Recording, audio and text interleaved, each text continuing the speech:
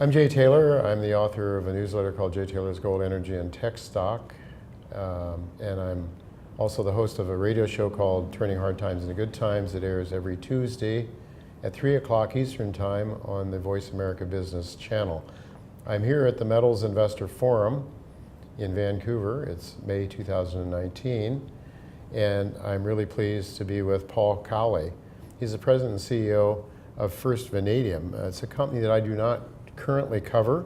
It's a company I'm somewhat familiar with, but would like to know more. So thank you so much, Paul, for joining me today. Great, Jay. Thank you very much for having me. You know, I want to ask you, vanadium. I'm a gold bug. I know gold. Vanadium, I believe, is probably being used more these days. It used to be used, probably still is, for steel and predominantly. But it has some applications now, as I understand it, for batteries. Yeah, that's coming. It's still a very small component right now of the production of vanadium, only about 5%. But it's a very exciting opportunity. It's being commercialized just in the last 2 years, and we're seeing these big projects that are taking form. Well, I knew of only 2 projects at the end of last year on these are industrial-sized battery farms that that store hundreds of gigawatts of power. And I was only aware of 2 projects up until the end of last year. Now, in the last 6 months, another 6 have come on stream. So there's 3 in China, 2 in Australia, 1 in the UK, 1 in Saudi Arabia, and 1 in California. So yes, it is taking form, and very quickly, I think. And this is only going to multiply, I think, because the vanadium battery has so many better qualities than the lithium counterpart in this application.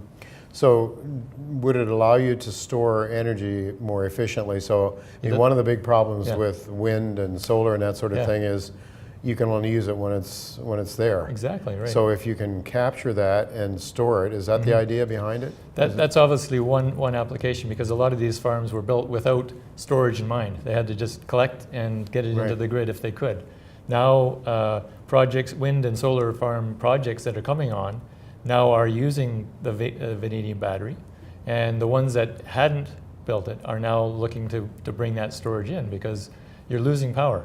You can store that power when that power gets generated, when the wind blows, when the sun shines. But you want to be able to sell it to the grid when the grid needs it. At nighttime, when you can get the best value for it. Sure.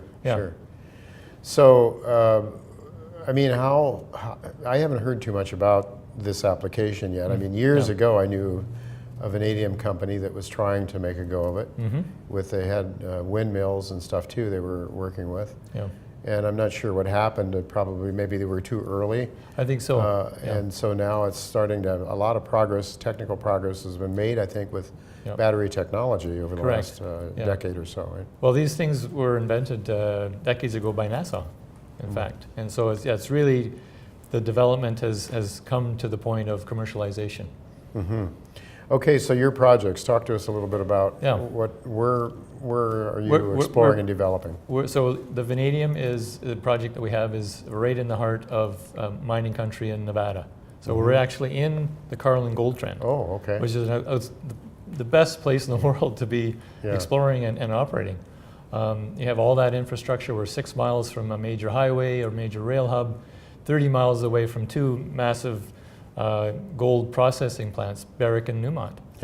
And all the infrastructure there, power, communities that are mining. So you've got workforce, vendors, suppliers, all that. So tremendous location. You really can't beat that.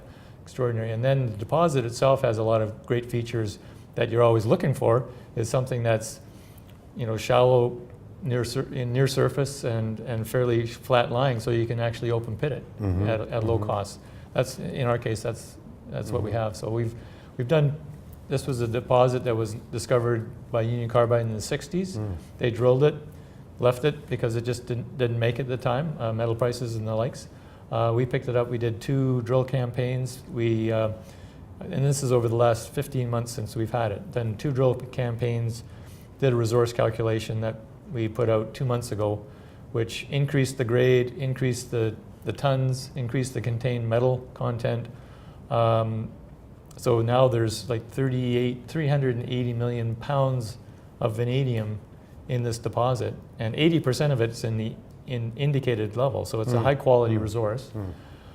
That metal value in the ground at current prices is $3.5 billion US. And our market cap is 15 million. So you can see that there's a disconnect. I guess we don't know the economics though yet, do we? That's the second half of the year. Oh, you're doing economics second half of the year. Yeah, so we've gone through metallurgy. PEA level? PEA, that's right. Yeah, so we've been working on metallurgy. We've been getting good success on extractability. On average, 95% of the vanadium is coming out of the rock into solution through through acid leach and pressure oxidation, which are conventional processes.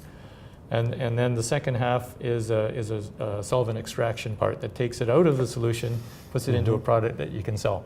And we're working through that. And we're thinking another couple months to finalize all the flow sheet before we do the PEA in the second half of the year. Thinking ahead, you have a very minuscule market cap, very big project potentially. Yes. It's going to cost a lot of money to build, even though it is open pit, I would imagine. Well, and so I'm wondering if there might be some offtake buyers potentially, or how are you looking? How are you thinking in terms of financing it? I know you're not there yet. It's a ways, but a couple of comments. One is we're also working through beneficiation so that we can pre-concentrate the mineralization into a smaller volume of rock. And that would then need a smaller plant. Sure. So that's going to help us in the CapEx, less CapEx, and better OpEx because it'll perform better. But yeah, offtake agreement is likely a good starter because financiers like to have an offtake agreement so that whatever you produce is going to be guaranteed to be sold through their marketing plan. Right. So I think that's a natural place to go through. And so we haven't begun talking to folks about that. The stage of our project, once we've got a PEA, then we can start shopping it around, and there's where the opportunity is for offtake agreements or other participants or funds that can come in and see the value and put in the bigger dollars. With just about a minute or so left, who owns your company? Who are the major shareholders? It's retail. Insiders own about 15%. We've kind of lost track because there have been a lot of trades. Our volume is typically 300,000 a day. So about a year ago, we had about 30% more in about 10 hands. Some smaller funds and some individuals that own it. So, but now there's been so much churning. We had really good success in 2018. Got up as high as $2 twice from 14 cents. Yeah. And now we're at 40 cents, which is a great, just because of vanadium prices have weakened a bit, but I think the second half is going to be better. And so I think this is a good opportunity for investors at this lull between engineering and economic study. Yeah. And we're doing a private placement right now. We announced Tuesday, in 3 days we got 80% filled. Very good. Well, I guess the driver then is really the economics that are coming out. Correct. I mean, that'll be a game changer for the company. And so the scale could be. I mean, it could be. How big could this thing? Is it got upside exploration beyond what you? Yes. Oh, absolutely. Yes. The 32 million tons right now. It could go as much as a double, but I always want to not over. So you're at the point now where you think you can. We don't really need to make it any bigger. Okay. Yeah, make it economic with what you got with 32 million tons. Wonderful. And then have upside to go forward.